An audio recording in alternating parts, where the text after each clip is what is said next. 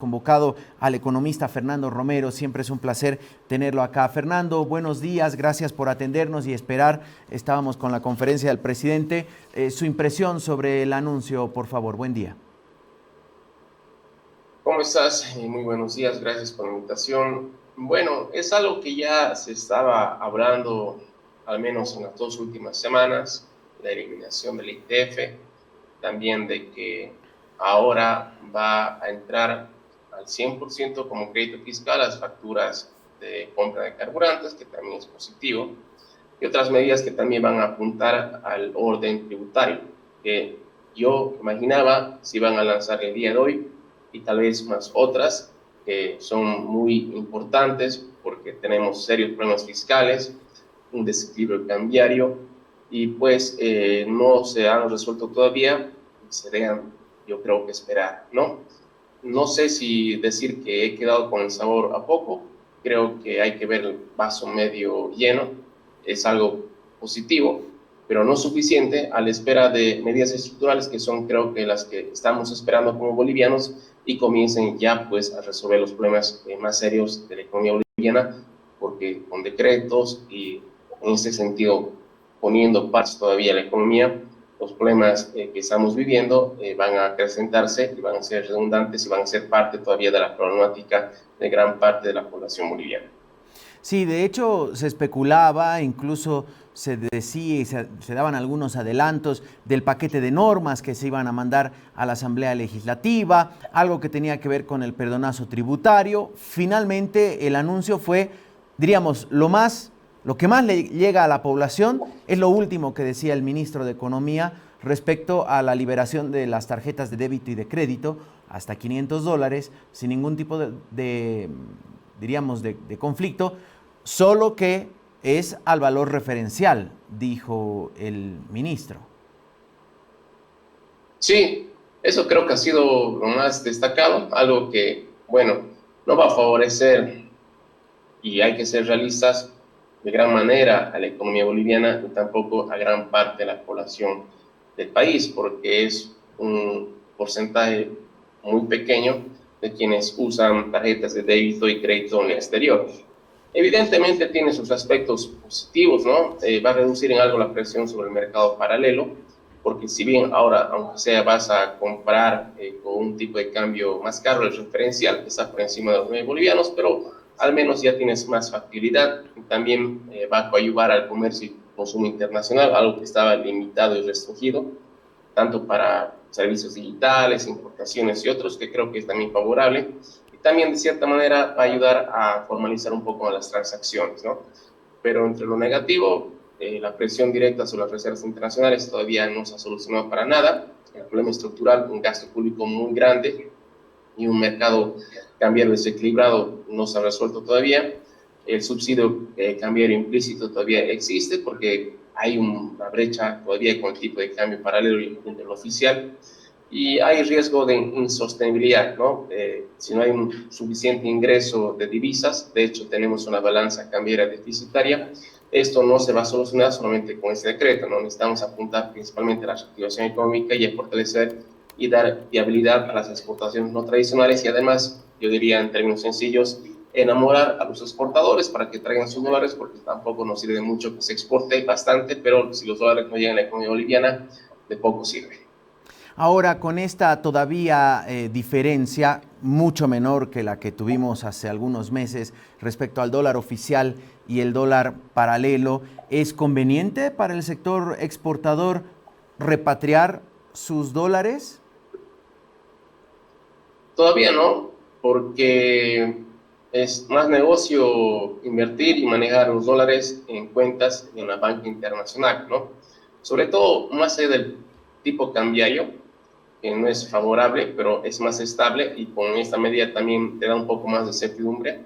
Creo que hay que dar seguridad económica y jurídica a quienes quieran traer sus dólares. El hecho de que se haya eliminado el ITF no significa que el día de mañana vayan miles de personas a llevar sus dólares, porque esa es una especie, comparando de manera simple y sencilla, como cuando hay una infidelidad, pues para recuperar la confianza se tiene que ganar de nuevo la misma y sobre todo con hechos.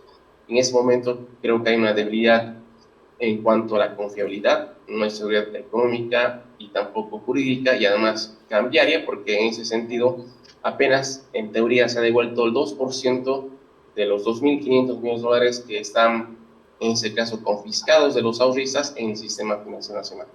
En ese momento los exportadores no traen ni la cuarta parte, creo, de los dólares que generan en el exterior al sistema financiero nacional, precisamente porque no hay certeza y no hay la seguridad de que si uno deposita hoy $1.000, un ejemplo sencillo, mañana lo puedes retirar.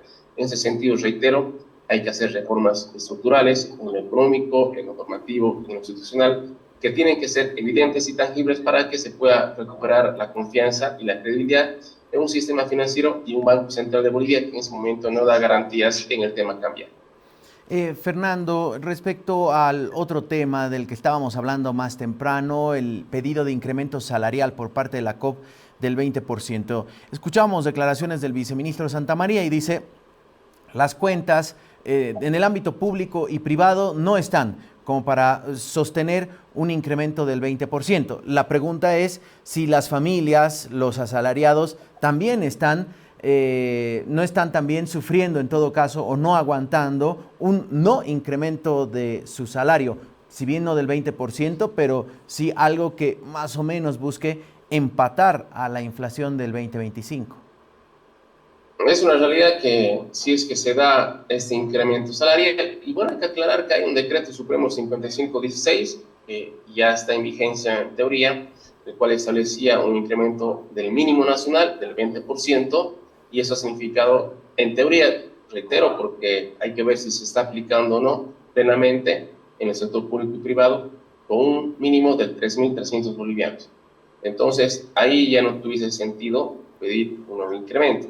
Lo que sí está haciendo la COP es pedir un incremento al haber básico del mismo porcentaje, lo cual sería totalmente nefasto. De hecho, un incremento al mínimo nacional del 20%, dada la coyuntura de la economía boliviana, es demasiado alto, lo cual no ha sido consensuado, ¿no?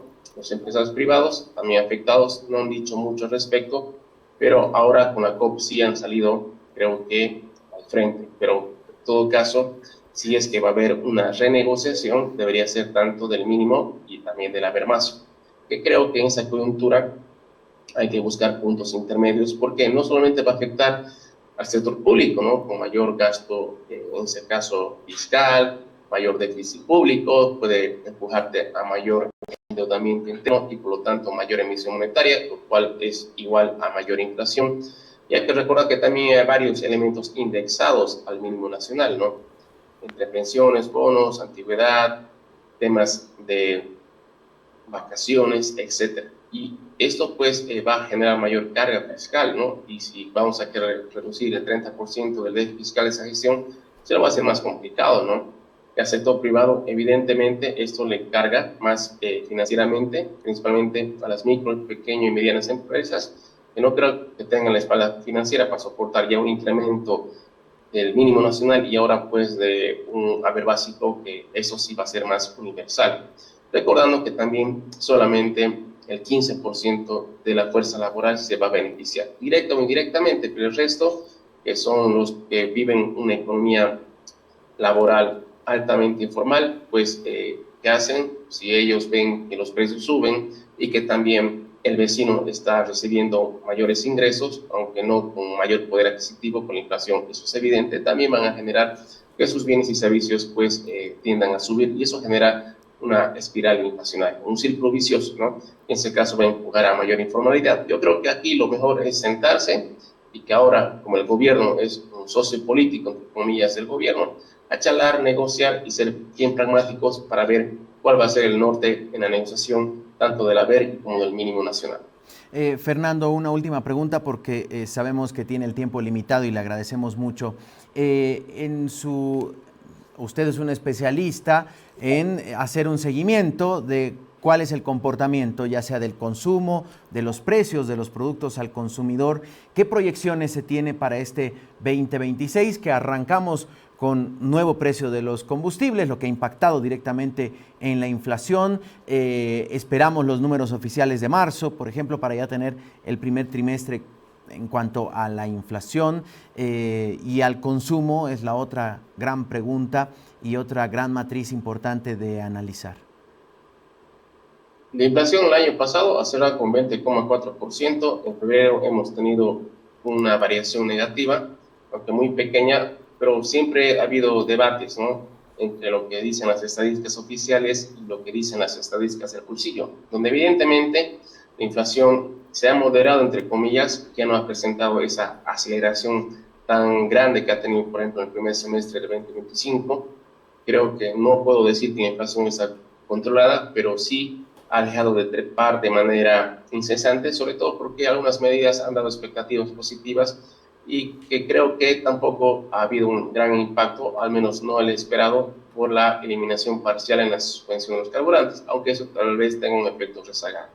Sin embargo, creo que eso no ha evitado de que los precios todavía estén altos, principalmente de productos manufacturados e importados. Todavía están fuera del alcance de gran parte de la población boliviana, donde han variado evidentemente sus hábitos de gasto y consumo. En el eje central ha tenido un comportamiento muy diferente en comparación de otras ciudades capitales del país, pero la tendencia es de que los precios todavía se sientan elevados, evidentemente, hasta que no se implementen políticas estructurales en la economía boliviana. Creo que las expectativas inflacionarias están moderadas por el momento. El mismo ministro de Economía, y en eso comparto, tal vez tengamos un año muy inflacionario, pero no tan inflacionario como la gestión pasada, pero todo eso se puede echar al piso, las predicciones y proyecciones, dependiendo de lo que vaya a ocurrir, evidentemente, en el Medio Oriente. Había un signo de que se iba a solucionar esto, ha habido más bien ahora un distanciamiento con los últimos eventos bélicos, principalmente entre Irán y Estados Unidos, y eso ha hecho que todavía se mantenga, y la tendencia va a ser esa de que el barril de petróleo esté por encima de los $100, lo cual va a generar mayor presión inflacionaria a nivel mundial. Bolivia es una economía tomadora de precios, importadora de carburantes. Por el momento no va a ser un reajuste al mismo, está volviendo a un esquema parcial de subvención de diésel y gasolina, lo cual significa mayor gasto, en este caso estatal. Habría que ver los contratos, hasta cuándo están con precios del anterior mercado, porque una vez que comencemos con nuevos precios, evidentemente le va a costar mucho al Estado y le puede ejercer una presión a que luego el precio del diésel y la gasolina en la economía suba. Si eso sube, sabemos de que la inflación va nuevamente a subir. Pero por el momento el escenario es volátil, especulativo, con incertidumbre. Yo creo que estamos en una tensa calma, pero hay que esperar, y reitero, lo más importante es de que no creamos de que el mundo va a resolver nuestra crisis.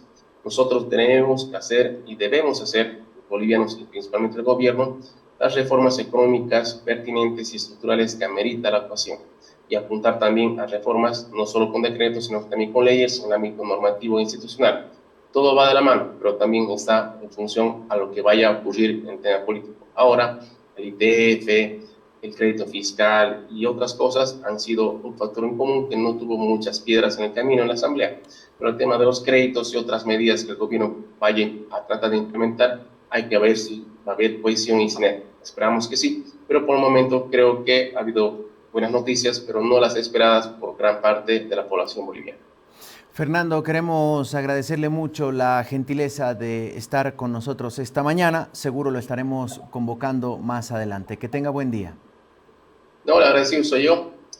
Hay todavía mucho de qué hablar. Creo que el tema de esta semana va a ser estas medidas, pero sobre todo el pedido del incremento salarial, y esperemos que haya humo blanco y seamos todos pragmáticos y no solo nos pongamos la camiseta de Bolivia para el fútbol, sino que también para esos temas tan importantes. Un gran abrazo. Gracias a Fernando Romero, él es economista, estuvo con nosotros esta mañana a propósito del pliego petitorio de la Central Obrera Boliviana.